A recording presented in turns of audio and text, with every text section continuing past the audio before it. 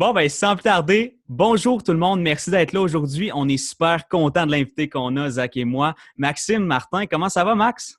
Hey, ça va super bien, vous autres?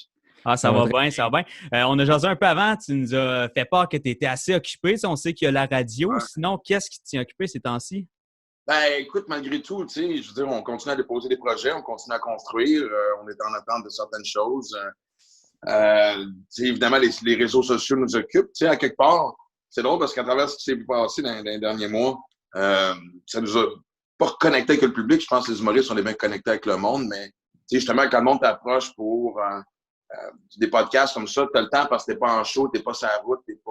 Fait que, tu sais, puis je parle avec mes chums humoristes, tu sais, tout le monde est en espèce de sevrage de ce contact-là avec le public, tu sais, parce que, tu sais, moi, je veux dire, tu sais, j'ai une série avec ma fille qui est un des plus beaux cadeaux de ma vie.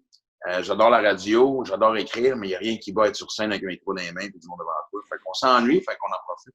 Mais justement, pour se concentrer un petit peu sur la radio, pour commencer, comment tu as trouvé ça au début, tu sais, dans la passe qui était plus difficile du coronavirus? Comment tu trouvais ça de devoir justement animer les gens, divertir les gens à la radio? Ben, nous autres, on s'est fait une mission rapidement. On va dire les vraies choses. Tu sais, on n'avait pas envie de tomber. Tu peux pas éviter le sujet, ça c'est sûr, mais on n'allait pas se battre, mettons, avec un 98.5 puis Patrick Lagacé qui en parle constamment. C'est pas ce qu'on voulait.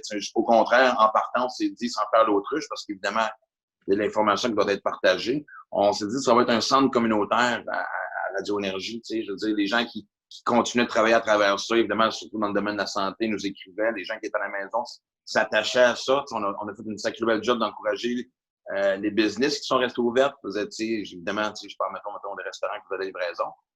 Puis, en fait, ce qui était vraiment weird, c'est que nous autres, chez Bell, quand c'est arrivé, tu vois, nous autres, on est au deuxième étage, puis on a des studios. Tous les studios sont pas mal l'un à côté de l'autre. Et comme les Fantastiques ont un plus gros studio que nous autres, ironiquement, un plus petit, je veux dire, ils sont plus que nous autres. Nous autres, à Énergie, on est chanceux parce que le studio est quand même large, puis on est juste trois. Fait que du jour au lendemain, on se ramassait avec un plancher vide parce qu'on se croisait même pas dans les escaliers. Nous autres, on montait, puis fait que il y a un sentiment d'isolation que nous autres, on a vécu en tant qu'animateurs. Et d'avoir autant de gens qui nous écrivaient sur messagerie texte, on a fait OK, on n'est pas tout seul, puis on s'est vite mis en mode je me répète, mais sans ignorer le problème, on va essayer au moins de changer les idées. OK. Mais toi, côté humour, tu es plus de la vieille école, si je peux me permettre. Là, C'est gentil d'être une chance, c'est par écran, je t'en aurais smashé.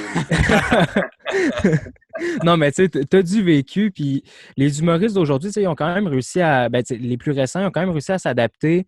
Il y en a qui ont fait des lives sur Instagram, puis toutes ces affaires-là pour rester proche de son public. Mais toi, en tant que plus vieux dans le domaine, est-ce que ça a été difficile pour toi de faire ce changement-là? Non, parce que à cause de la radio, entre autres. Ouais, c'est ça. Puis, on parle évidemment, on regarde les succès que Matt Duff et Arnaud Solé ont créé. C'est merveilleux ce qu'on a réussi à faire. Puis, ils l'ont fait avec beaucoup de générosité, puis une belle justement complicité. Puis, je veux dire, j'ai jamais fait autant de podcasts. Puis ça fait du bien de parler avec plein de monde. C'est sa façon de rester connecté. Moi, j'ai fait une couple de live avec ma fille Livia parce qu'évidemment, les gens nous posent des questions sur la prochaine saison de Maxi Livia qui est en stand-by parce qu'évidemment, tout est en stand-by présentement. Puis, on faisait ça régulièrement, mais sans agenda précis parce que je me tentais pas d'embarquer dans une espèce de OK, moi aussi, je vais avoir mon talk show, parce que je pense qu'à un moment donné, du jour au lendemain, il y avait comme 40 personnes qui avaient leur talk show. Mais comme tout le monde faisait les podcasts de tout le monde, j'ai refait sous-écoute de Mike Ward cette semaine, j'ai parlé à bien du monde. C'était devenu bien communautaire puis bien le fun. Fait que ça a aidé tout le monde. Ça a probablement peut-être aidé à faire avancer certaines carrières de par le nombre d'abonnés qui se sont ajoutés. Il y a peut-être des gens qui se disent, qui connaissaient certaines moins personnes qui se disent quand tout ça va être fini, on va recommencer à avoir une certaine normalité, je vais aller voir le show de quelqu'un que tu connaissais peut-être pas avant. Fait que, pas sûr que c'est générationnel, probablement un peu aussi, mais moi, j'ai la chance d'être à la radio tous les jours, puis là, on parle de dizaines de milliers de personnes qui t'écoutent, et pas juste ça, à travers la province. Fait que ça m'a enlevé la pression, parce que je vais être bien honnête avec vous deux. Si c'était pas de la radio, j'aurais un petit moment de panique de qu'est-ce que je fais pour pas qu'on m'oublie. OK. Ben, c'est ça, mais j'ai vu que tu avais beaucoup de spectacles qui étaient cédulés au mois d'avril, je pense, que là, ils ont tous été déplacés. Mais est-ce que quand tu déplaces un show comme ça, tu sais, de plusieurs mois, faut-tu tout que tu changes les blagues que tu as dans ton répertoire pour ton show ou comment ça fonctionne? C'est une bonne question, puis c'est drôle parce que j'avais la discussion avec Jean-François Mercier, je parlais avec mon chum Mario Jean.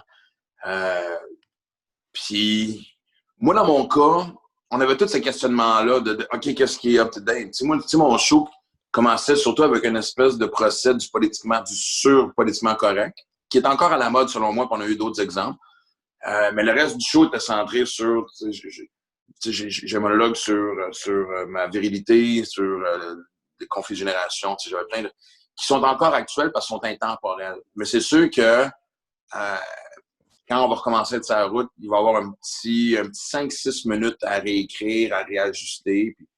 Parce que ça va être aussi le questionnement de j'ai pas envie de faire. En fait, c'est long parce que je réfléchis à voix haute. Je pense que la dernière chose dont les gens vont vouloir entendre parler, mais qu'on peut entendre tourner, c'est du COVID. Probablement qu'on va faire un clin d'œil parce que sinon, c'est à l'air d'un humoriste qui est juste déconnecté complètement de la société. Mais tu sais, passons à autre chose. Mais il va y avoir, oui, ça va être comme n'importe quoi. C'est comme un char que tu laisses dans le garage pendant 6 mois. Je veux dire, quand tu le sors, il faut que tu fasses un petit tune-up. Tu as parlé de sur-politiquement correct. J'ai pas le choix de nous amener vers, je pense que tu le sais où qu'on s'en va, vers la pub de Maxi. Tu sais, il y a une couple d'années. Il y a une couple, Il y a une couple d'années, tu avais beaucoup milité pour justement la liberté d'expression avec l'histoire de Mike Ward, Guy Nantel au Gala des Oliviers. Tu avais dit de quoi du genre, j'ai l'impression que notre métier est en train d'être détruit, dans le fond, que le métier d'humoriste s'en allait un peu nulle part. Puis peut-être pas à ce point-là, mais c'était surtout sans être d'accord avec tout ce qui se fait. Puis quand je parle d'humour, je parle pas juste d'humour sur scène, ça peut être à la radio, à la télévision, sans être d'accord, ou sur le web, évidemment. Sans être d'accord avec tout, tu peux pas me noter.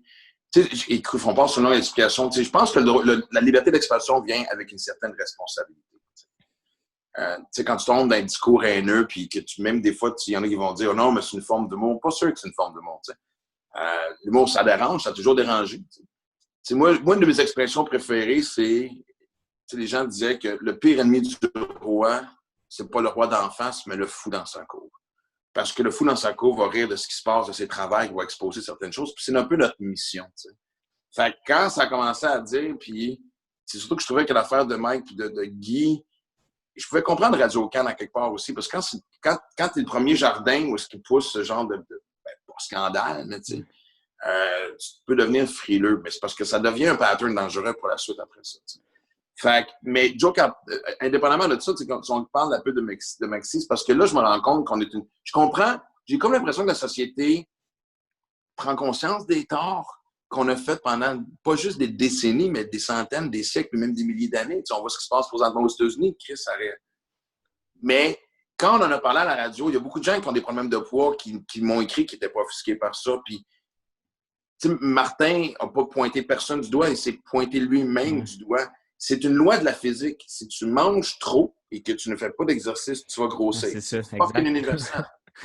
Mais je donnais un exemple, parce que moi, à un moment donné, quand il y a eu la danse du Dr Arruda, sans endosser tout ce qui se fait en politique, malgré le fait que j'aime bien la transparence qui se passe à Québec présentement, les gens disaient « Ah, tu défends le Dr Arruda, c'est pas autant lui que je défendais que le fait qu'il devait danser et prendre un 15 minutes pour relaxer. » Fait puis là, j'ai fait une montée de la radio parce que j'ai comme à un moment donné traité certaines personnes ouvertement de fond de litière, Puis c'est drôle parce qu'après ça, j'ai reçu des messages de haine sur Facebook. Je n'ai pas eu beaucoup. Sans niaiser, puis j'ai eu au-dessus de 1000 commentaires. J'exagère pas. Puis j'ai flushé 10 personnes. Mais moi, la façon que je résume ça, c'est si je traite quelqu'un, si je dis à voix haute fond de litière, c'est comme quand t'es du cul, tu joues dehors. T'entends une mère sur le balcon qui te dit « Hey Stéphane, faut que tu rentres à la maison. » Si tu t'appelles pas Stéphane, tu te sens pas concerné, tu te sens pas interpellé, tu rentres pas à la maison. Si une maman sort et elle dit « Maxime, faut que tu rentres à la maison », je sais qu'elle me parle. Fait que si je te parle de fond de litière et que tu pognes les nerfs, c'est que toi, dans ta tête, t'entends quelqu'un t'appeler. T'admets toi-même que t'es un fond de litière, tu comprends? Pas fou. Fait que, d'une façon, moi, ce que je disais, c'est que si tu es offusqué par un gag de Maxi, c'est parce que carrément ton problème de poids t'énerve. Puis, des fois, ce qui me dérange, c'est, quand tu as un problème de drogue, d'alcool, même si tu fumes, non, mais tu fumes, t'es de demain cadre, si tu fumes, tu sais. Ben, sais-tu quoi? C'est un problème de poids, puis tu n'arrêtes pas de manger. Ben, tu comprends, souvent, les gens vont dire, il y a une sensibilité qui vient autour du problème de poids, comme « Ah, pauvre, eux autres ». Non, c'est même affaire que la personne qui gèle la face. On ne va pas différencier les affaires. Fait que, si la pub te fait chier, c'est qu'à quelque part, quand tu te lèves le matin, tu te regardes dans le miroir, ton problème te dérange et tu n'as pas pris le contrôle par-dessus. Parce que la journée que soit que tu acceptes que tu as un problème. Moi, j'en connais des gros qui sont heureux. J'ai des chums, moi, qui sont ronds, puis même qui font d'embonpoint en masse. Ils rient de leur bedaine, ils sont bien à l'aise là-dedans, puis ils ne vont pas changer. Mais ils n'ont pas braillé quand ils ont vu la pub de Maxi. Au même niveau que c'est un problème de poids et que tu commences à travailler là-dessus, tu seras plus affecté par ça. Fait que moi, je sais que ça va paraître insensible, ce que je vais dire. Règle tes petits problèmes, puis tu vas voir. De toute façon, le meilleur remède à travers n'importe quoi, c'est l'autodérision. C'est pas capable de rire de tes travers, de tes faiblesses, ça va pas mal. C'est une excellente réponse. C'est une excellente réponse. Elle était longue, désolé, elle était longue, mais la question non, mais on pose une question, c'est pour avoir une réponse vraie, puis je pense que c'était vrai, puis c'était honnête, fait que tant mieux. On va passer à un autre sujet complètement. Le show que tu as fait avec ta fille Livia, le talk show justement au Festival HaHa, c'était comment ça? Comment l'idée est venue de faire ça justement en format talk show? Comment tu as apprécié ça? Ben, tu sais, n'importe quel temps que je passe avec ma fille, je n'ai pas besoin de te dire que c'est une pure joie. Je sais que j'ai un sacré privilège de travailler avec elle. C'est une anecdote que je ne me tente pas de raconter. Moi, j'ai une maison de Laurentides, puis la première année de Max Livia, c'était la Saint-Jean, puis évidemment, je suis allé à la fête de la Saint-Jean du village. Du village. Et puis, une couple de personnes connues qui habitent dans ce village-là, dont Luc Guérin. Puis Luc Guérin, je n'ai pas besoin de vous dire qu'il a probablement un des CV les plus remplis du showbiz québécois. Il a tout fait. Des films, de la télé, du théâtre, il a tout, des gentils, des méchants, il a tout fait. Des épais, des brillants, il a tout fait. Puis il vient me voir et il me dit « Wow, man, c'est hallucinant ce que tu vis de pouvoir travailler avec ta fille. » Puis je voyais, sans dire qu'il y avait une envie, il y avait cette espèce de « Hey! » Et ça m'a fait encore plus réaliser le cadeau de la vie que j'avais. Fait. Puis là, qu'on est arrivé pour... on est en stand-by, comme j'ai dit, avec Max Livia, le show télé. On travaille sur d'autres projets que je ne peux pas encore dévoiler. Une chose que je peux dire, c'est qu'on commence à faire des conférences ensemble. On avait une tournée de conférences à fin juin qui, bon, forcément, a été reportée. Puis, juste pour elle, m'a approché pour me dire, me parler du festival, qu'est-ce que ça te tente de faire, en sachant très bien qu'on ne pouvait pas faire un gala conventionnel de stand-up. Ça me tentait de retravailler avec Liv, tu sais, fait que on s'est assis ensemble, puis l'option logique devenait un talk show, mais je voulais pas que ça soit, justement, je voulais trouver une façon différente de le faire, fait que j'ai dit, bon, je vais me concentrer sur mes chums, aussi qu'on peut aller pour t'emmener ça ailleurs, puis je trouve que ça a été une belle balance, parce que, tu sais, Dom Pocket, Stéphane Fallu qui était sur le show, c'est dans mes plus grands chums et mes plus vieux chums dans le business. T'sais, après ça, on a parlé avec Guillaume le Métivierge et sa fille Charlie, et bon, on est deux papas qui vivent la même chose. Non seulement leurs filles sont dans le showbiz, on travaille avec, tu sais, fait qu'on a pu régler bien des comptes. Puis après ça, Mariana Madza, ça a été une discussion trash et belle en même temps, parce que de voir un père et sa fille parler, de se faire des aveux sur leur sexualité à travers Mariana, c'était vraiment super beau. Fait, puis ce que j'ai surtout aimé à travers tout ça, c'est que je trouvais ça le fun de... Tu sais, on s'est dit, on va pas réinventer le talk show, on va le faire conventionnel. Fait qu'on a un numéro d'ouverture, comme on voit dans tous les talk shows. Puis, on a eu des performances de stand-up, dont Samuel Lemieux qui l'a fait de son balcon. J'ai trouvé ça extraordinaire. Devant ses colocs, c'était magique. Mais de faire du stand-up avec ma fille, c'était le fun. Je me souviens, l'été dernier, pas l'été, ben, à peu près il y a exactement un an, on était évidemment sur Max Livia. Il y a un an, on était en plein tournage. Et à un moment donné, elle me dit puis on faisait une scène où justement on faisait un duo au terminal. On faisait un numéro, en fait, puis elle dit, hey, j'ai eu du fun à faire ça, même si c'était comme stagé, puis c'était une scène. Elle dit, ce serait fun qu'on fasse quelque chose, genre au bordel ou n'importe où. Elle dit, écris-nous quelque chose, ça me tente de le faire. Fait qu'évidemment, bon. Écris-moi quelque chose de faire, mais fait qu'on a travaillé ça ensemble, puis ouais, regarde, ça a été. C'est le fun. C'est le fun de voir son enfant grandir. Vous êtes jeunes, vous deux, puis tu t'en vas à l'école, cégep, université, peu importe, ou même où tu tombes sur le marché du travail. Tu racontes ce qui se passe dans ta vie à tes parents, ils ont une certaine vision de l'évolution. Moi, j'ai le privilège de le voir carrément devant moi. C'est beau quand tu en parles. Puis est-ce que tu parles d'évolution? Est-ce que dès sa jeunesse, à quel âge tu as vu que Kim elle pourrait être faite pour ça, le divertissement et tout ça? Ben, juste son naturel dans l'interaction, évidemment, avec les gens. Elle a puis ça me trottait dans la tête de faire quelque chose. Tu sais, Livia a toujours eu un petit côté artistique. Je me souviens, écoute, tu sais, je me suis séparé, elle avait 2 ans et demi. Puis déjà, à l'âge de 4 ans, j'avais acheté un petit piano, puis des fois, elle m'arrivait, puis elle installait le piano, puis elle improvisait des paroles sur de la musique, mais il y avait quelque chose. Puis à un moment donné, j'ai commencé à avoir cette idée-là de vouloir faire des capsules. Tu sais. Là, j'étais à Facebook, le web commençait à exploser, puis c'était possible de faire des meilleurs produits de par la qualité de l'Internet. Hein. Puis j'ai parlé avec Jacques Chevalier, pour ceux qui ne connaissent pas, de la gang des Bleus Poudres, fait que Wikipédia, Chris. Si vous avez en bas de 30 ans, Wikipédia. Puis on en a fait une. Et Livia, on s'assigne sur quel âge qu'elle avait, mais je pense qu'elle avait 7 ans à peu près. Puis on a fait une capsule où est-ce qu'elle essayait de comprendre pourquoi j'étais célibataire, en tout cas. Puis, et le réalisateur, Dominique Jacques, qui était là-dessus, et Jacques, après 5 minutes, sont venus me voir, on fait, bon, ben, je pense que c'est assez clair ce qu'elle va faire dans la vie. Okay, elle avait un naturel indéniable. Puis, tu sais, moi, je t'avoue que j'ai mis...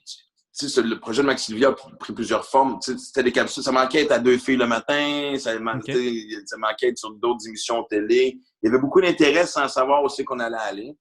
Puis, je me dis, moi, je suis un des grands croyants que la vie fait bien les choses. Ouais.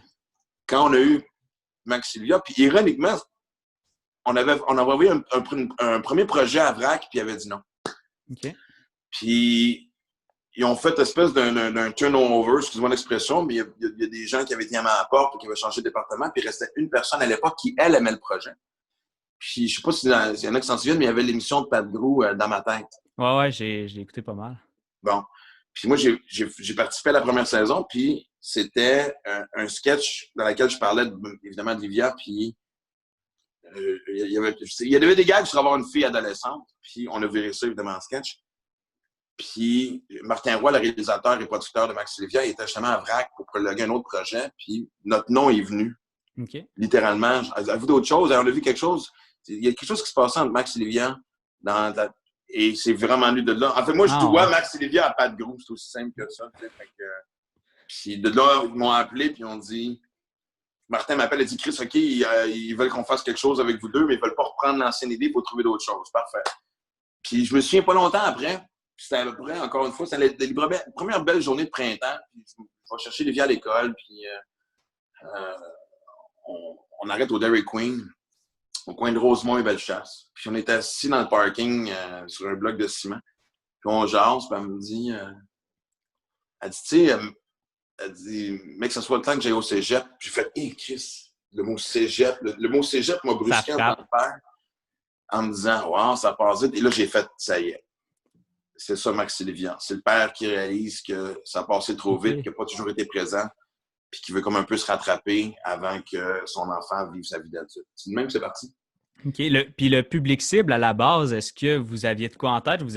Toi, tu disais, je vais rejoindre des pères comme moi dans une situation comme ça, puis ça va rejoindre des jeunes aussi. Ou vous avez dit, ça rejoindra, qui ça rejoindra? Puis... Ben, un peu, mais tu sais, de toute façon, tu le sais, on savait que ça allait être sur Vrac. Ouais, on savait que ça allait être. Mais, tu sais, Vrac ont été vraiment cool dans le sens qu'ils nous ont bien dit, tu sais, pensez large, là. Okay. Faites la moyenne. Tu sais, pensez pas forcément, tu sais, jeune ado, pensez jeune adulte aussi. Fait qu'on savait le langage qu'il fallait utiliser, puis on le découvrait en même temps parce que moi, tu sais, j'avais pas d'expérience de série avant ça. OK. Mais, tu sais, on a une belle équipe de scripteurs, puis d'auteurs, puis, tu sais, on est une petite gang, on est 4, tu sais, bien serrés, puis... non, mais dans rien, que ce soit des one-man shows, que ce soit dans tout ce que j'entreprends, je n'essaie pas de penser à... C'est pas comme une étude de marketing où tu dis, voici ceux qui m'aiment. Au début de ta carrière, tu le fais. Moi, au début de ma carrière, quand les gens disaient que j'étais vulgaire puis osé, puis ça me faisait chier, j'ai essayé de faire le pont avec ceux qui ne m'aimaient pas, puis ça a été une grande gaffe. Je me suis perdu à travers ça, puis j'ai payé pour. Mais là, je pense que quand tu écris avec beaucoup de, pas juste de sincérité, mais de transparence, les gens s'identifient. Puis les gens qui s'identifient à ce que tu vis, c'est à eux autres que tu veux parler. T'sais, moi, j'ai pas envie de convaincre personne d'être fan de Max Sylvia ou juste Maxime Martin Point. J'ai fini ce temps-là. J'ai 50 ans, ça fait 30 ans que je fais ça. T'sais, après 30 ans, quelqu'un dit Maxime Martin, il me tape sur les nerfs, je le trouve pas drôle. Tu comprends-tu? Je ne perdrai pas mon temps de convaincre. Il y en a assez qui me trouvent drôle et le fun et que j'ai une belle carrière grâce à ça. Fait que je vais me calisser du reste. Mais tu sais, dans ce que tu dis, j'ai un exemple juste tantôt. Tu sais, j'étais vraiment content de t'avoir au podcast à soir. Puis là, je dis à un ami, hey, tu connais-tu Maxime Martin? Puis là, elle dit non. Puis là, j'ai OK. Puis là, on s'envoie des Snapchat. Puis là, maintenant, j'écoutais des affaires de toi. J'envoie une photo. Elle dit c'est lui, Max Olivia. Tu sais, elle savait même pas. Mais elle tripe sur toi, mais Maxime Martin, ça y a rien dit. Fait que ça non, cool. Mais c'est drôle parce que je suis en train de vivre une drôle de chose dans ma carrière parce que. Il y a deux branches sur ton public. Ben, je suis Maxime Martin pour bien du monde, mais pour bien du monde, je suis le père de Livia Martin parce que, tu sais, ma fille, elle parle beaucoup à votre génération, elle est très connectée, tu sais, je veux dire, son Instagram, elle a le double d'abonnés que moi que j'ai, tu sais, puis les gens me parlent beaucoup de son impact, les gens viennent me voir et me disent « Hey, ta fille », puis je parle, mais de tous les âges, les parents admirent sa démarche, admirent sa transparence quand elle a parlé du deuil, évidemment, suite au décès de Clément, son chum.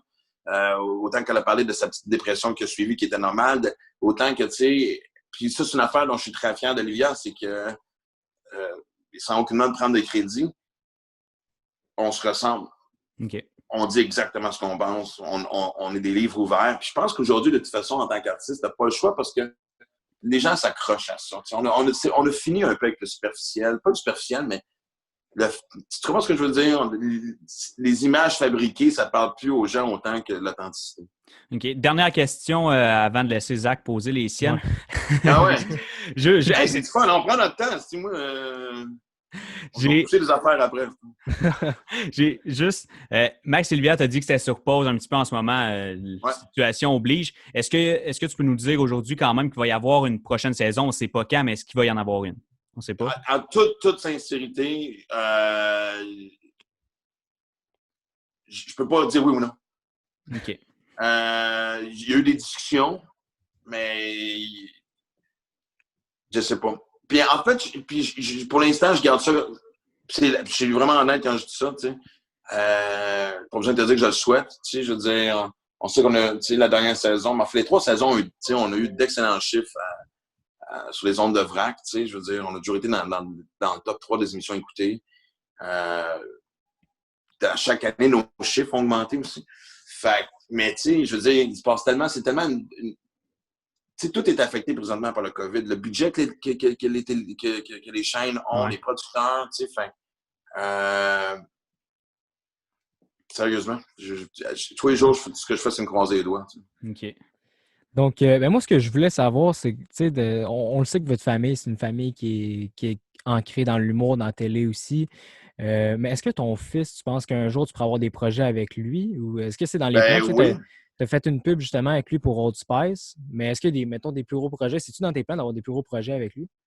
Ben, oui, tu sais, je veux dire, William, pour ceux qui ne savent pas l'histoire, William a 11 ans, mais ça fait comme genre bientôt 6 ans qu'il est dans ma vie, tu sais, mais puis, tu sais, j'ai découvert que j'étais père de William un peu plus tard, tu sais, fait que... Puis l'histoire est belle parce que le rapprochement s'est fait facilement, je m'entends super bien avec sa mère, puis honnêtement, l'évolution de cette relation-là est vraiment juste merveilleuse, puis tu le dis, on a fait... lui, il a eu 2 baptêmes, il y a eu... ben là, je ne veux pas donner de punch, mais en même temps, dans le dernier épisode de Max Olivia de la saison 3, William fait son apparition. Et puis là, tu vois, l'autre fois, justement, oui, j'ai pu faire la pub avec de Old Spice avec parce que Olivia est très extravertie, puis elle a un bon delivery, comme les gens ont pu le voir. Puis William est très pince sans rire. T'sais, on va être en char, puis il va me faire des gags sur quelque chose de commentaire. Il a vraiment un sens d'observation, le fun. Je le trouve très British quasiment dans son delivery. Il est très, tu sais. Puis, avec ce qui s'est passé avec Livia, m'a aussi appris à pas rusher. Moi, j'ai jamais forcé Livia. Si Livia a pogné la piqûre, puis c'est elle qui m'a demandé d'écrire plus de capsules puis d'aller de l'avant. William, je pense qu'il est vraiment intéressé par l'industrie. Parce qu'en fait, sa mère me disait que même avant que je rentre dans sa vie, il regardait à la télévision, quand il était dessus, il l'est encore, mais il était grand fan de Dominique et Martin. Puis dis-moi un jour, j'aimerais ça parler dans un micro pour faire rire les gens. Ça, c'est avant de savoir que Maxime Martin, c'est son père. Ah ouais. Fait que c'est un step à la fois, tu sais. Puis, tu sais, là, même ma tournée présentement est sur pause. Elle va recommencer quand? À voir. Elle va durer combien de temps? Parce que d'habitude, une tournée, c'est un 2 ans et demi, 3 ans. Mais là, ça va être plus court, whatever, je sais pas. Mais dans un prochain show, d'avoir un projet familial, ce soit à la télévision, que ce soit sur scène ou peu importe, c'est sûr, tu sais, je veux dire. Du temps que tu passes avec tes enfants. Puis, tu sais, même des fois, quand je pensais, tu sais, je regardais, parce que là, les conférences que je faisais avec Livia, on faisait un peu le tour du nord du Québec et de l'Abitibi. Puis c'est le fun. J'avais hâte de débarquer dans des villes, puis, tu sais, juste raconter la première fois que je suis venu ici. Tu sais, OK, ouais. après 30 ans de métier, puis 5 one-man shows, t'as une anecdote, et surtout avec la vie que j'ai eue, t'as pas mal une anecdote dans chaque ville. Fait que, de pouvoir partager ça avec eux autres, tu sais, puis ça donne aussi un appel. Tu sais, c'est le fun de... Tu sais, là, maintenant, ils sont assez vieux pour comprendre ce que je fais dans la vie, mais tu sais, quand ils étaient jeunes, pourquoi papa n'est pas tout le temps là? Mais tu sais, ils peuvent aussi comprendre ce que toi, tu vivais de ton bord pendant cette absence-là. Tu sais. OK, papa n'était pas en train de... Oui, s'amuser parce que faire des choses, c'est le fun, mais tu sais, t'as de la route, t'as ci, t'as ça. Mais ouais, un projet familial, c'est clairement dans ma tête. Sous quelle forme, je ne sais pas encore. OK. Mais tu parlais de conférences. Il y a 2 ans, tu étais à un festival, il me semble que c'est Festifilm le nom. Tu faisais une conférence avec Livia, c'était genre des Oui! Ouais, mais ça, moi, j'étais présent il y a 2 ans. OK.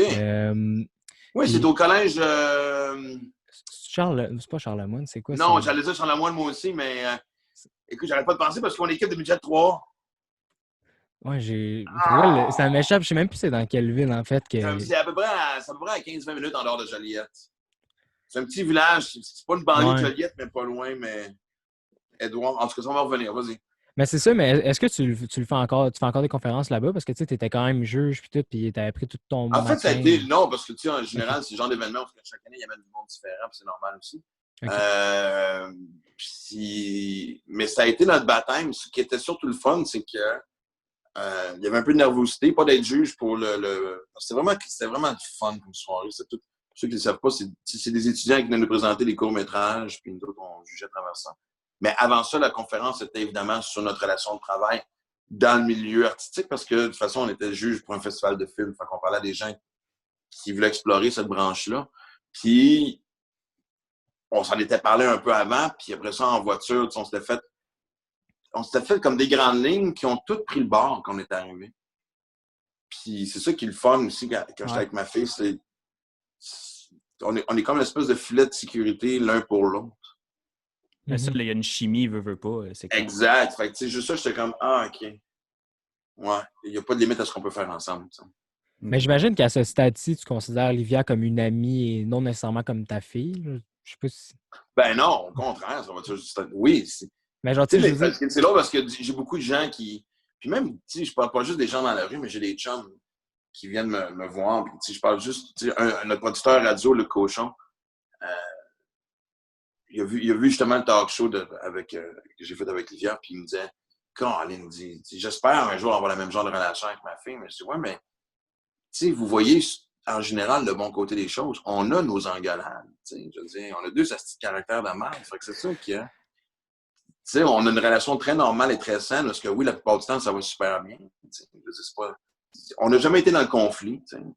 Mais quand on se pogne, ça arrive. Tu sais, je veux dire, ça ne dure pas longtemps, heureusement, mais je reste un père, tu sais, je veux dire. Tu sais, c'est drôle parce que à l'écoute de ce que j'ai dit, mais en général, vous êtes tous de même, nos enfants. Nos enfants sont tous pareils. On était de même pour nos parents, en fait. Tu sais, ça, c'est incontournable. Tes parents sont pleins de marde, mais leurs amis ou quelqu'un d'autre a la vérité infuse, tu sais. Moi, je me suis des fois de dire des choses à Livia, puis elle faisait « Oui, t'es pas d'accord, ouais, ça se tenait. » Puis, c'est un bon exemple. Quand on tournait Max et Livia, des fois, je disais « Peux-tu dire telle affaire de même? » Parce qu'il y a des bouts, on a des auteurs, mais il y a des bouts que c'est moi qui l'ai écrit. Ça, c'est d'ailleurs notre plus grande chicane ever. On fait une scène où c'est une scène juste tous les deux, puis sa réplique est quelque chose que j'ai écrit. Puis elle n'arrête pas de changer l'ordre des mots. Je dis, je m'en fous comment tu changes le début, mais la fin, il faut que ça soit de même. Le punch est écrit précisément de même, puis elle me fait, non, regarde, veux-tu me laisser faire? Je sais ce que je fais. Je sais ce que je fais. Tabarnak. Hey, sérieux, là c'était l'humoriste et l'artiste qui venait l'insulter. Là, tu fais comme, ouais, hey, la grande fait 30 ans, je fais ça, on ne jouera pas. Elle avait quel âge? Les gars, je calme. Elle avait quel âge? C'est l'année passée. Ben, attends, non, c'est pas vrai, on s'est assigné il y a 2 ans. Il y a 2 ans, c'est la saison 2. Méga chicane, puis tu sais, j'ai pas une petite voix, puis ça n'a pas. En tout cas. Mais, après ça, j'ai appris. Et quand, si mettons, j'étais pas d'accord, tu sais, parce que moi puis Martin, le réalisateur, on est surtout aussi des bons chums. Puis quand il y avait quelque chose qui faisait pas mon affaire, j'allais voir Martin puis je disais, tu peux-tu dire, Ouais. Asti? Hein? Puis là, Martin les dit, puis il disait, ah, OK. Ouais, Je c'est disais, ça. tu me niaises. Classique. J'aurais dit la même affaire. Elle se serait ostinée. Martin, ça avait du bon sens. Pourtant, mais Ben là, regarde, t'as la stratégie au moins. ouais, là, oui, j'ai la stratégie, mais comme je te dis, tu sais, j'étais le même avec, j'étais le même à son âge aussi, puis ça changera jamais. Ouais. Zach, as-tu une autre chose? Ouais, ben tu sais, tu parlais un peu de tes débuts, ben, dans le fond, ta jeunesse, mais moi, je vais amener ça plus à tes débuts. Tu sais, t'es allé à T'sais, l'école. pas si loin que ça, ma jeunesse, hein? Juste que ça soit clair. Lui, il t'insulte depuis tantôt, le vieux sur Zoom. Là. Ouais. Non, mais c'est ça, mais tu as fait l'École nationale de l'humour, je veux pas dire il y a longtemps, là, c'est Dans le temps qu'on récemment. écrivait sur des pierres avec un cube, un marteau. Ouais, c'est ça. Ben, c'est ça, c'est quoi, dans les années 2000 qu'on écrivait de même? Ouais. Non, mais sérieusement, moi, j'étais. C'est la 3e année d'existence de l'école. OK, quand même. OK. En 91. Fait que ça fait longtemps. Ouais, vous étiez même pas né. T'as le droit de le dire, ben oui. Mais où est-ce que je voulais en venir avec ça, c'est que ça t'a pris 8 ans avant de faire un one-man show, ton premier one-man Ouais. show après être sorti de l'École nationale de l'humour.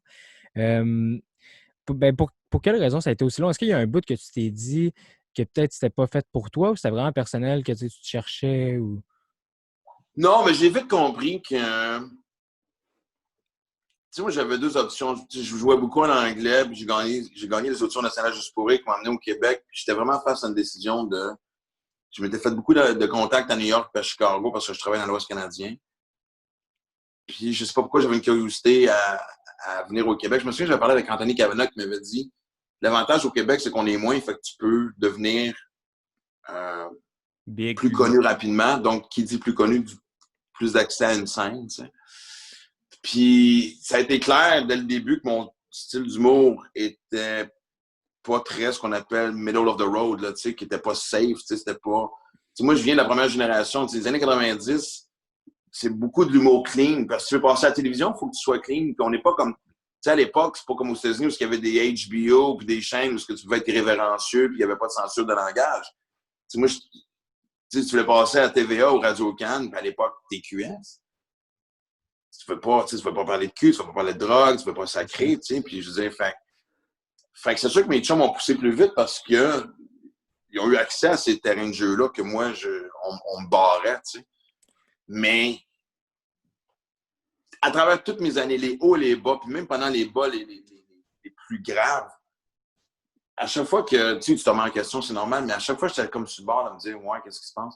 Tu sais, ça me mettait un peu en tabarnak. Il y avait toujours cette motivation-là de m'en finir par leur montrer, m'en finir par avoir raison.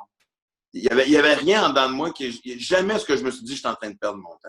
Je me suis dit, la première blonde à qui j'ai habité, puis, tu sais, j'avais fait des galas juste pour rire, mais tu sais, je n'étais pas engagé souvent pour des gigs corporatifs, pour les shows corporatifs. Puis, tu sais, quand tu commences en humour, les shows corporatifs, souvent, c'est une bonne source de revenus, tu sais. Ouais. Mais tu n'envoyais pas, tu sais, Maxime Martin faire un show pour une banque ou une compagnie. Il y en avait, tu sais, mais c'était pas. Puis, je faisais des shows dans les bars, des fois, on se partageait la porte. J'avais une blonde qui m'avait dit, tu sais, tu peux pas faire tout ce que tu veux dans la vie. J'avais, ben, tabarnak. J'ai trouvé ça tellement triste comme phrase qu'il y a du monde qui croit ça, là. Ouais. Et ça m'a botté le cul. J'ai fait, attends une minute, check ben ça aller. Fait que c'est pour ça que ça a pris du temps parce que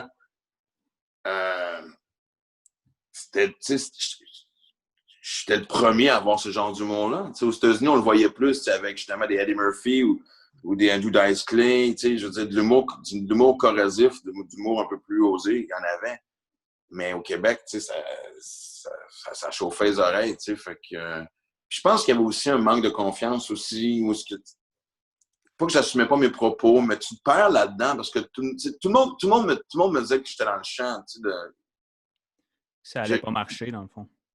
Ouais, pas me dire dans le champ, mais pas que ça. Tout le monde voyait bien que j'avais un bon delivery, que j'étais capable d'écrire, mais on me forçait à être plus accessible. Puis je me sentais dénaturé à travers ça. Fait que aussi que tu trouves le juste milieu. Puis quand j'ai sorti Tolérance Zéro, ça a fermé bien les gueules. T'sais. Mais c'est-tu dans Tolérance Zéro que tu t'es montré la testicule sur scène? Non, c'est ça, malgré ce que les gens pensent, ça me fait rire parce que on parle vraiment de 20 ans plus tard, j'ai fait ça en 2000. Moi, je l'ai fait une fois, ce numéro-là. Tout le monde pense que ça faisait partie d'un show. J'ai jamais traîné ça en tournée. Je me suis jamais montré à couille ailleurs. En fait, je reviens de mon premier séjour en France.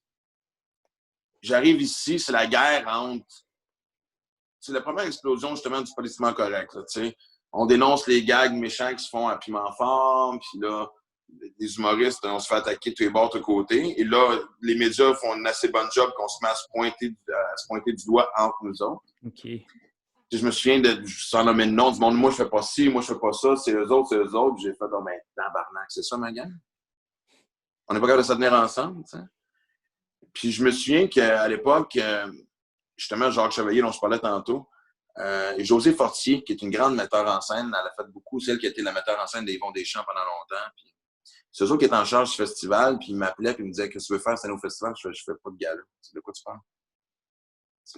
J'ai pas envie. J'ai pas d'idée. Il dit, arrête donc, vite. Hein.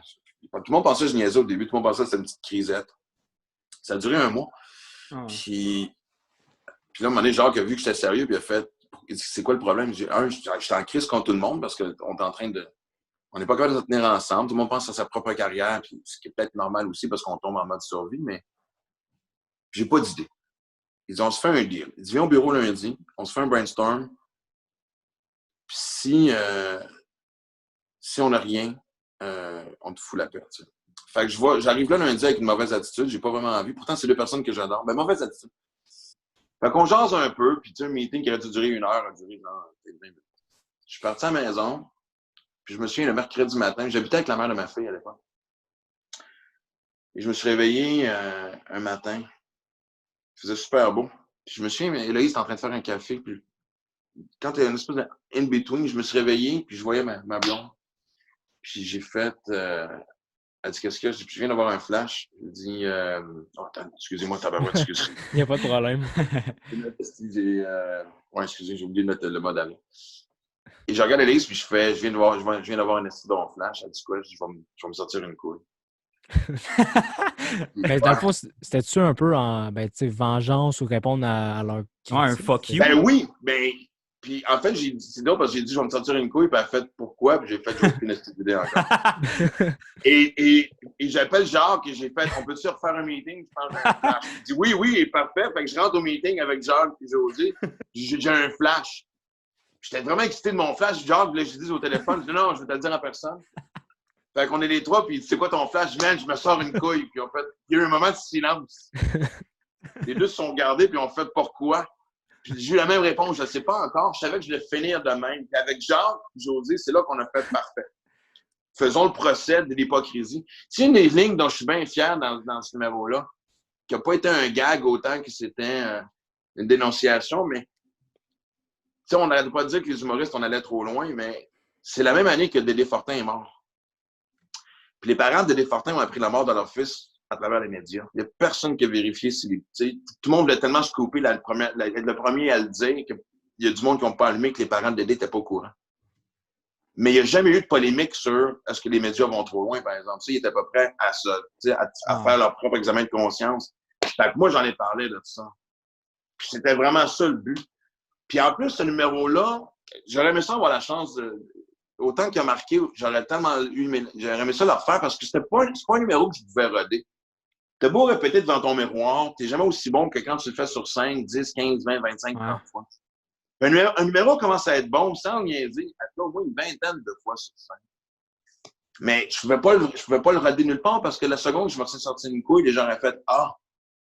Il n'y avait plus d'éléments de surprise. Ouais, non, c'est ça. Ouais, c'est ça. Puis avais-tu fait une grosse polémique autant que tu le voulais? Parce que c'est ce que tu voulais quand même de faire jaser, puis ça l'avait fait. Mais énorme, regarde, on en parle, ça fait 20 ans. Ouais, non, exact.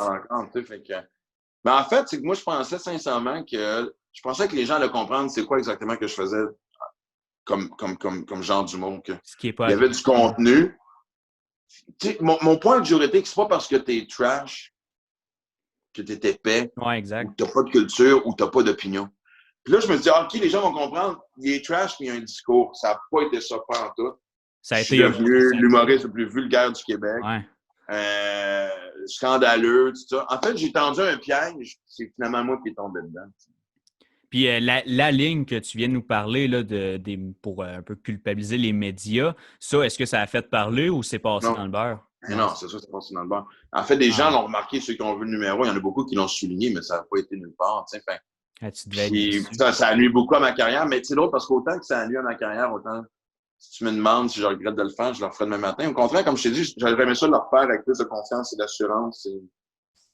Parce que les gens ont vu la version montée, mais quand tu regardes la version originale, mon débit est plus lent. C'est parce que Mais malgré le fait que ça a beaucoup nuit à ma carrière, je l'aurais refait. Chris, au bout de la ligne, quand ce métier-là est fini, il te reste juste d'être fier.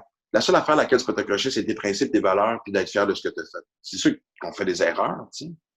Mais, comme je l'ai dit, je pense que j'étais fier de me tenir debout, j'étais fier de répondre à ma place. J'ai attaqué les humoristes aussi là-dedans. Ouais, J'ai attaqué tout le monde. Tu sais, fait que j'étais fier sans faire de jeu de mots, mais d'avoir assez de couilles, pour être capable de ne pas avoir peur du métier, puis de non, mais quoi. Fait quoi? Bon, hey, ça fait déjà 40 minutes, Colin. Ben écoute, vous avez encore des questions? Parce qu'à ce soir, je fais la poche bleue avec Guillaume Ouais, je sais. Latendresse, puis il m'a déplacé tantôt. On a encore le temps de jaser. Ah, bon, ben, Zach, vas-y. Ben moi, j'avais peut-être une dernière petite question. Si tu veux pas entrer là-dedans, ben rentre pas, puis tu me le diras. Là. Mais tu sais, tu as parlé beaucoup dans ton livre que tu as fait de tes problèmes de consommation que tu as Ouais. eu avant. Fait que moi, ce que je voulais savoir, c'est est-ce que, sans faire un jeu de mots plates, est-ce que t'ouvrir de même, c'était pour. Ben, dans le fond, écrire un livre, est-ce que c'était pour vraiment tourner la page avec tes problèmes de drogue ou c'était déjà passé dans. Non, ça a été. À l'époque, j'écrivais pour le Journal de Montréal. Ça faisait 2 ans que j'écrivais pour le journal. Et puis je connaissais quand même un beau succès parce que quand j'ai commencé à écrire, j'étais sur la page 53 dans un cahier spécial. Puis je me suis ramassé à la page 14 ou 16. Je veux dire, fait que. Puis, ça faisait longtemps que c'était dans mes plans d'écrire un livre. Et fait que je me tape un meeting avec les gens de. Et c'est l'année que le Journal de Montréal décide d'avoir sa propre production, de devenir une boîte pas littéraire, mais tu comprends ce que je veux dire, tu sais. Un éditeur, Chris. Ben, être indépendant, dans le fond. On n'est pas Merci. plus vite de ne pas avoir allumé. Non, mais écoute, je ne vous ai pas aidé parce que. Mais anyway, il partait dans la maison d'édition, puis je suis avec mon boss du journal, je suis avec mon chum qui s'appelle Danny Bouchard, avec qui justement j'ai écrit le livre. Qui lui est en charge du cahier Week-end. Il disait toujours que c'était le seul artiste avec qui je suis infidèle, dans le sens que lui, il n'aimait pas ça être chum avec tes artistes, parce que quand tu es en charge du cahier Week-end, des fois, tu vas publier des choses qui ne sont pas toujours.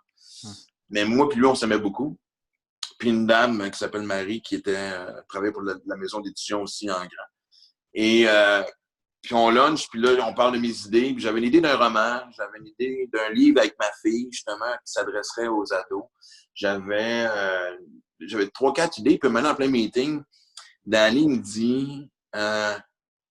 lui, il avait vu le show. C'était pendant ma tournée du show Enfin, qui est mon avant-dernier show. Où, justement, je parle ouvertement de ces problèmes de consommation-là.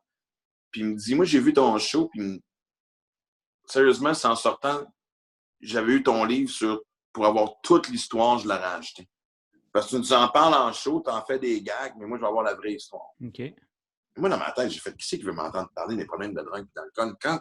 Tu sais, moi, j'étais fier que dans le show Enfin, je sois capable d'en rire. Parce que, tu sais, à quelque part, quand tu es capable d'en rire, il y a de l'auto-guérison là-dedans. La journée, tu es capable d'en rire, c'est un peu ce que je disais tantôt par rapport à la pub de Maxi. Si tu es capable de rire de tes travers, tes torts, tu sais, c'est un signe aussi que la guérison va bien. Puis j'étais content d'avoir fait dans le show sans que ce soit moralisateur non plus. Ce qui est toujours une mission hyper difficile. Puis, fait que et c'est mon orgueil qui a répondu parce que je pensais vraiment que ça ne vendrait pas. Okay. Que je parle de Finalement. Ben, et là, de la façon, puis là, Danny m'a appelé tous les jours pendant une semaine. Puis il dit, gars, sais-tu qu'est-ce qu'on va faire? Il dit, je vais te passer l'entrevue en profondeur. On va aller souper, tu viendras à la maison, on jase. Puis... Fait qu'on fait l'exercice un premier soir. D'ailleurs, pas très loin d'où j'habite présentement dans le Vieux-Montréal. On va dans un restaurant, puis il me pose des questions mais qui vont dans tous les sens, puis on enregistre, puis il m'envoie un résumé de 5-6 pages. Parce que lui, il dit, je vais l'écrire, puis après ça, toi, tu le mettras dans tes mots. Et ce soir-là, je pars et j'écris 12 pages. Et j'envoie ça à Danny, puis il m'appelle, il me dit, bon, ben, une chose est claire, il dit, j'ai une mauvaise nouvelle pour toi, il faut que ce soit toi qui l'écris. OK. Fait que, alright. Puis la seule façon que je pouvais l'écrire, c'est d'une façon chronologique aussi. Je peux pas te dire, je vais écrire tel bout, puis tout ça. Parce que moi-même, à travers cette écriture-là, je revivais le développement de ce qui m'est arrivé dans la vie. C'est ce qui m'a amené à consommer, puis à fuir la réalité, puis, tu sais, d'avoir peur. Fait que, et puis je l'ai fait, j'ai écrit tout ça en 6 mois.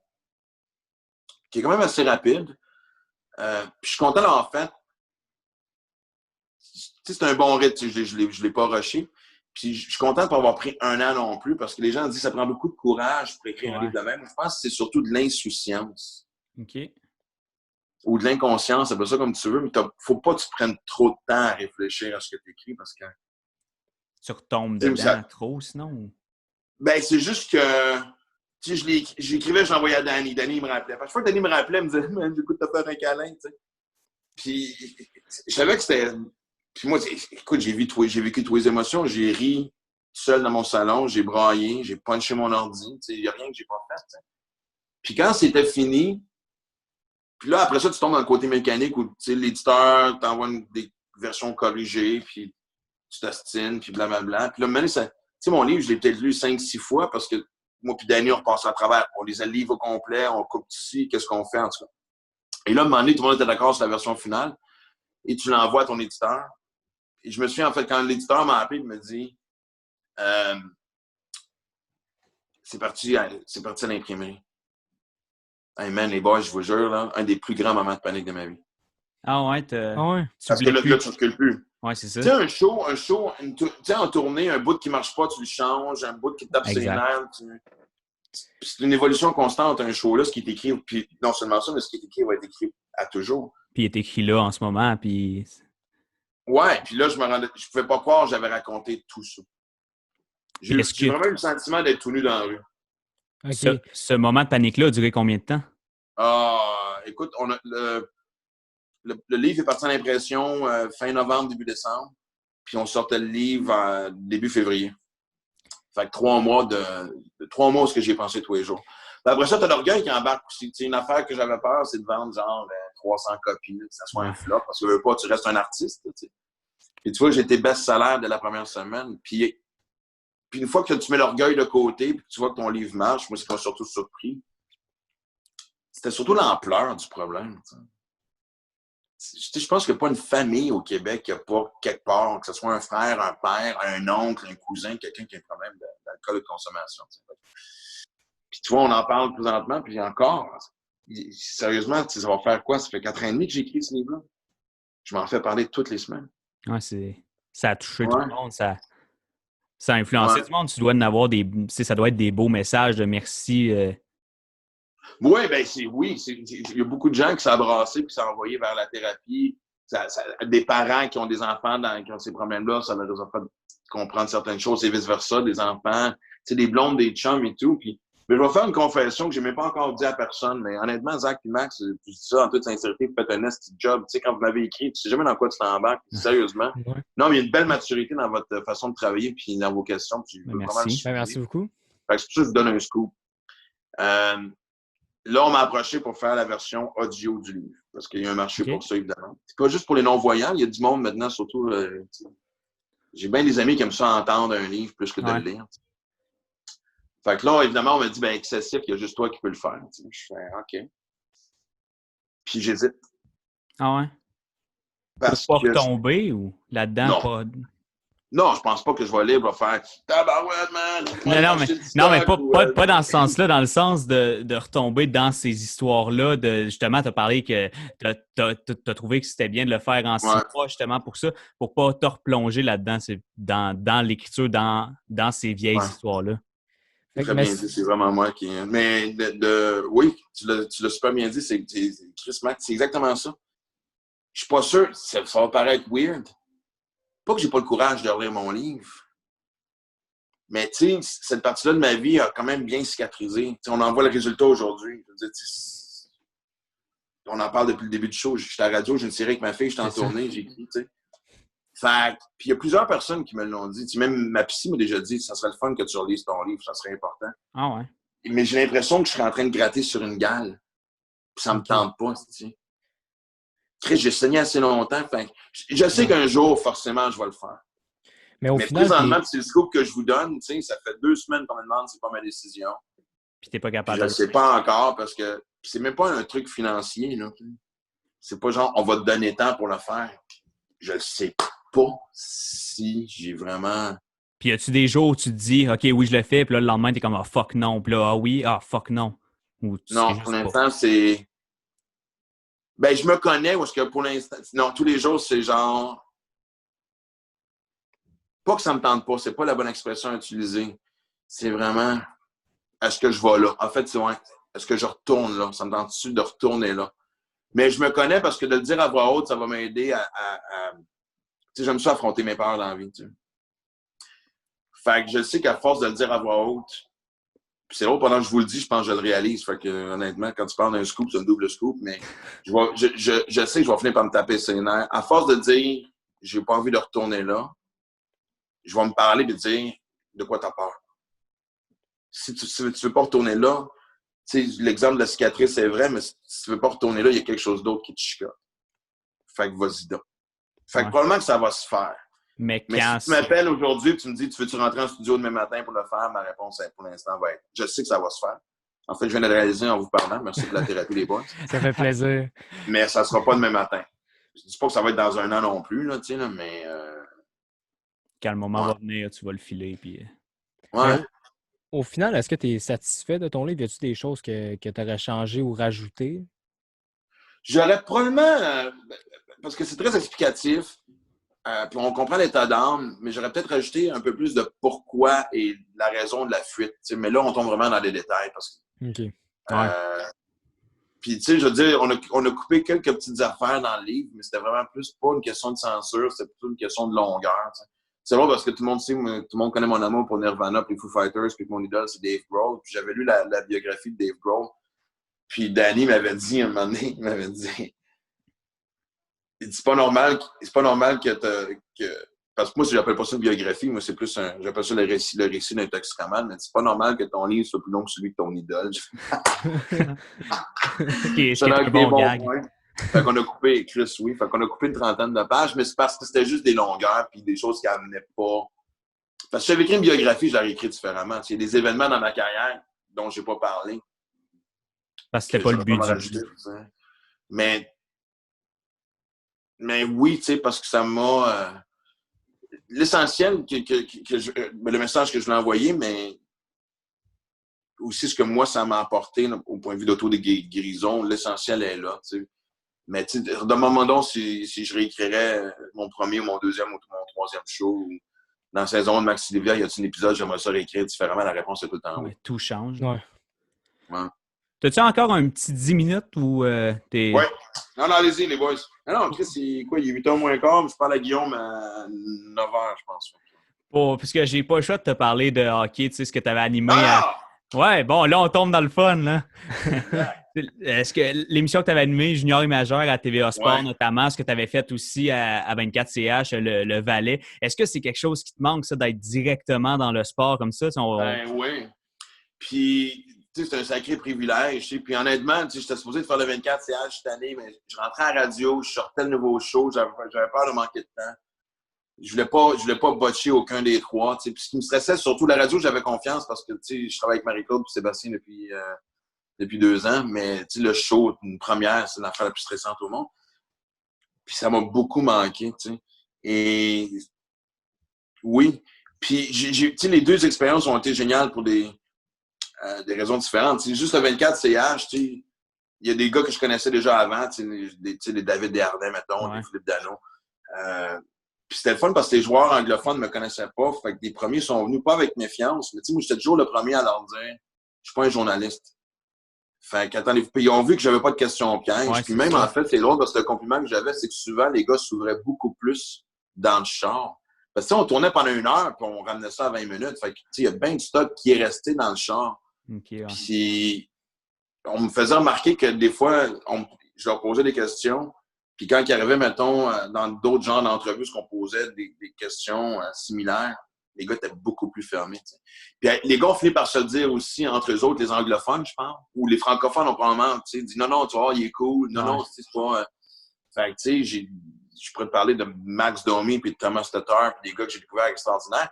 Puis c'est l'autre, puis il y a des gars contre qui j'avais des préjugés. Tu sais, Alex Galchenyuk, au moins dans ma tête, tu sais, quand je l'ai fait en entrevue, lui, j'avais fait lui avec Brendan Gallagher. Et Gallagher, j'avais déjà fait 2 ans avant. On avait vraiment cliqué. D'ailleurs, mais encore quand je le croise, on parle pour le football, on parle aussi. C'est le fun de voir quand j'ai animé le concours d'agilité cette année sans animer le 24 CH. On me disait, c'est pas toi cette année, pourquoi, blablabla. Puis tu sais, j'avais du fun à jaser avec les boys. Je trouve le fun. Ouais, tu sais, c'était un peu groupie. Fait que c'est le fun de voir qu'il y a encore cette connexion-là. Puis Galchenyuk, moi, j'étais à terre. Tu sais, j'ai vu un gars tellement avec moi. Justement, c'est un exemple d'un gars qui m'en a dit beaucoup dans le char, ouvert, drôle et tout. Fait, ça m'a quand même appris à séparer le joueur sur la glace puis la personnalité en dehors de la glace. T'sais. Mais, autant que j'ai du fun avec 24 CH, moi, les années de junior et majeur, j'ai tripé ma vie. Je suis un grand fan de hockey junior, encore aujourd'hui. Quand je suis en tournée, des fois, quand je peux aller voir une game, j'essaye. Je peux arriver la veille. Des fois, le dimanche, moi, c'est ma journée à moi, puis je peux partir de chez nous. T'sais, évidemment, depuis quelques années, évidemment, on a l'Armada, mais quand il n'y avait pas de hockey dans la région, je pouvais descendre à Drummond, à Shawi, des fois même Gatineau pour aller voir du hockey. Fait que Sherbrooke, tu sais. Puis j'ai beaucoup aimé l'innocence de ce show-là. Parce que quand tu... C'est drôle parce qu'il y a une histoire qui va toujours me marquer parce que, tu sais, quand tu traites le junior, c'est tout le monde a le même rêve. Que tu sois le centre du premier trio ou le 8e défenseur, tout le monde y croit encore qu'ils ont une chance. T'es rendu là, fait que, tu sais. Et c'est beau à voir. Puis je me suis à un moment donné, j'avais une entrevue avec un défenseur à Caddy Batters qui avait 20 ans, fait que sa dernière année. Puis il venait d'être échangé. Puis c'était vraiment un joueur de soutien. Puis j'ai dit, moi dans ma tête, tu sais, je me dis 7e défenseur à 20 ans. Oublie ça. Tu commences à te faire une idée de c'est quoi ton. Fait que j'ai dit, fait que toi, après ta carrière junior, tu vas viser quoi? Tu vas essayer d'en faire une carrière universitaire ou d'aller en Europe? Et j'ai vu dans ses yeux que je venais d'y coller une claque sur la gueule. Ah ouais. Je venais de dire à sa place, ben non, c'est bien que tu ne seras pas joué à la nationale de hockey, fait que tu vas faire quoi? Et à ce jour, je t'en parle, puis j'ai de la peine parce que je veux dire, tu as le droit de rêver toute ta vie. C'est sûr que, à un moment donné, je veux dire, la réalité a dû le rattraper. Ben, en fait, forcément, parce qu'il n'est pas dans la nationale de hockey, je vous le confirme. Je ne dis pas besoin de dire son nom.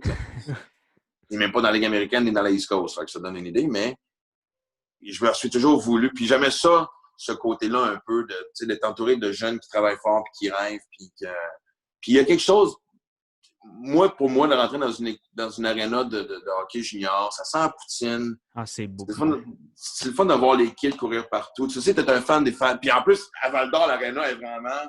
Tu sais, souvent les arénas sont même. À Val-d'Or, tu as l'impression que tout le monde est par-dessus la glace quasiment. Tu sais, c'est nous autres, c'est notre culture, c'est notre façon de jouer au hockey qui est différente de celle dans la Ligue de l'Ontario et dans l'Ouest canadien. Tu sais, je le répète, ça sent la poutine, c'est très rassembleur pour les régions. Il y a cette fierté-là que ça vient chercher. Fait que j'ai adoré les deux, mais le hockey junior va toujours rester très spécial pour moi. C'est quoi, mettons que je te demande ton plus beau souvenir de junior, que ce soit à l'émission ou que ça n'a aucun rapport à l'émission, si tu avais à en choisir un ou deux, là? C'est tellement facile de répondre à cette question-là. Et c'est drôle parce que j'y repensais, parce que c'est la fête de Michael Bournival il n'y a pas longtemps. J'ai écrit pour dire bonne fête. La Coupe Memorial est à Shawinigan. Je suis là toute la semaine. Okay. On enregistre évidemment, puis on parle avec du monde des 3 ligues, des coachs et tout. Et on finit toute la partie tournage. Le côté business est fait, puis on est rendu à la semi-finale. Fait que je peux commencer à relaxer. Et pour les gens qui ne s'en souviennent pas, Shawinigan avait gagné évidemment le championnat de la Ligue de la saison régulière, mais avait perdu en première ronde. Ouais. Et c'est l'équipe hôtesse. Fait que, dans la tête des gens, il était déjà mort. T'sais. Et comme de fait, ils finissent en dernière place du round robin. Ils finissent à égalité avec, je ne me souviens plus quelle équipe. Donc, ils doivent jouer le bris d'égalité. Le match d'élimination. Ils gagnent ça. Ils s'en vont en semi-finale contre je m'en blanche. En tout cas, peu importe. Je me souviens que c'était les Knights de London. C'était St. John's qui était les Sea Dogs de St. John's. Ouais. Puis dans l'Ouest, je suis plus capable de me souvenir. Moi non plus, malheureusement. C'était les Oil Kings. C'était les Oil Kings. Ah oui. Il élimine les Oil Kings. S'en va en semi-finale contre St. John's. Fait que là, c'est la réalité du Québec pour aller pogner les méchants Knights de London. Ils gagnent ça. Ils se rendent en finale. Là, ils sont sur 3 games en 4 jours. Là. Et dans les estrades, c'est pacte. Mais je veux dire, puis moi, je suis dans une section où je suis avec beaucoup d'anciens joueurs de la Ligue nationale de hockey. Je me souviens ici. Tu sais, Enrico Ciccone était pas loin. C'est quand même un monsieur assez tough. Puis on est à peu près 15-20 joueurs. Je suis avec 15 joueurs de la Ligue nationale de hockey. Actifs ou récemment retirés. Et la game s'en va en supplémentaire. Puis on connaît le reste. Shawi gagne, c'est en overtime. Sur un but d'Anton Zlobin. C'est-tu Zlobin? Ouais, c'était Zlobin. Ah, mec, bravo, je m'en souvenais même pas. Et là, de voir les gars de la Ligue nationale de hockey avoir les larmes aux yeux, tout ça. Puis, écoute, tout le monde se saute dans les bras. Et moi, j'ai embarqué sur la glace parce que là, ils m'ont remis un micro pour retourner des petits bouts de junior et major. On voulait une couple d'entrevues parce qu'on voulait, tu sais, c'était quelle belle conclusion. Ben, l'émotion. Puis une fois que j'ai fini, je me souviens juste, je l'ai encore la photo. J'ai moi puis Michael Bournival qui me tient, qui est heureux comme ça n'a pas de bon sens. Il vient de gagner la coupe, mais qui vient voir, on peut prendre une photo. Écoute, il n'y aura rien de tous les souvenirs de hockey que même moi, tu sais, j'ai quand même joué, tu sais, longtemps. Dans mes propres souvenirs de gagner des tournois, de vivre des expériences extraordinaires, il n'y aura rien qui... écoute, la magie qu'il y avait dans l'aréna, dans la ville, je vais toujours rester marqué par ça. Junior et majeur, l'émission, ça avait fini comment ça déjà? Ça avait juste pas été renouvelé? Ça avait juste pas été renouvelé. En fait, c'est pas vrai. Non, excuse-moi. Moi, j'ai pas été renouvelé, c'est ça que je devrais dire. Non, mais c'était... nous autres, c'était une émission des contracts. Et c'était pas évident parce qu'on avait un jour de tournage précis. Puis donc, c'était dur, surtout dans le temps des séries, d'être up-to-date. Ouais. Puis, fait que puis, tu vois, c'est là que j'ai commencé à travailler avec Michael Alancette, que je trouve que, selon moi, ben, pour moi, j'enlève rien à Stéphane Leroux, mais je trouve que, je sais pas, Michael amenait une fraîcheur au hockey junior qui faisait du bien dans son analyse, puis sa vision, puis tout. Puis moi, c'est comme ça que je l'ai découvert, puis c'est devenu un ami. Puis, lui, on l'a engagé pour avoir une émission actuelle. Nous, on n'était pas live, on n'était plus tapé parce que au nombre de fois que je me reprenais, ça aurait été un esti cauchemar live. Mais ils ont fait une émission live qui a quand même duré 2-3 ans, je pense, sur le hockey junior, qui devait parler d'actualité. Fait que c'est vraiment la différence. Mais toi, je me souviens, je l'écoutais toujours, puis même, je sais pas pourquoi je t'ai demandé, puisque je savais qu'il l'avait eu même après toi. Mais toi, ce qui était cool, c'était vraiment le fait, tu sais, sans dire que tu connais rien au hockey, c'était le côté plus partisan, tu sais, le côté plus sans vraiment se concentrer non seulement sur le sport, mais parce que c'est une des beautés du hockey junior, justement, le fait que c'est proche du monde, tu sais. Je trouvais que c'était... Tu parlais de fraîcheur avec Mick Lalancette, ben toi, ça amenait cette fraîcheur-là dans le sport. Puis je pense que même ça l'a... On voit une RDS en ce moment qui essaie de se renouveler avec des humoristes puis tout. Je pense que junior et majeur, ça avait été quand même avant-gardiste à ce point-là. Je sais pas si tu es d'accord. Là. Ben, avant-gardiste, je sais pas, mais dans le sens que je pense que j'ai amené ce même genre d'angle-là au 24CH. Oui, aussi. J'étais un fan. Fait que, j'ai beau connaître Dano, j'ai beau connaître Desharnais, puis des gars avec qui j'ai déjà été souper, dans le char, dans le contexte canadien, je deviens quelqu'un d'autre. Puis, d'avoir trippé avec Gallagher, puis, avec Jeff Petrie, puis ces gars-là, c'est le fan qui parle. Je pense que les gens se reconnaissent là-dedans aussi. Fait que, excusez-moi. Oh, on l'a perdu. Donc, on va espérer qu'il revienne prochainement, mais je pense qu'on va être prêt à closer ça. Max, oui. On va se le dire, Max, qui est très généreux. Au début, il nous a dit qu'il était pressé, qu'il n'avait pas beaucoup de temps. Puis là, on essaie de closer, puis ça a été temps de continuer à jaser, puis c'est super le fun.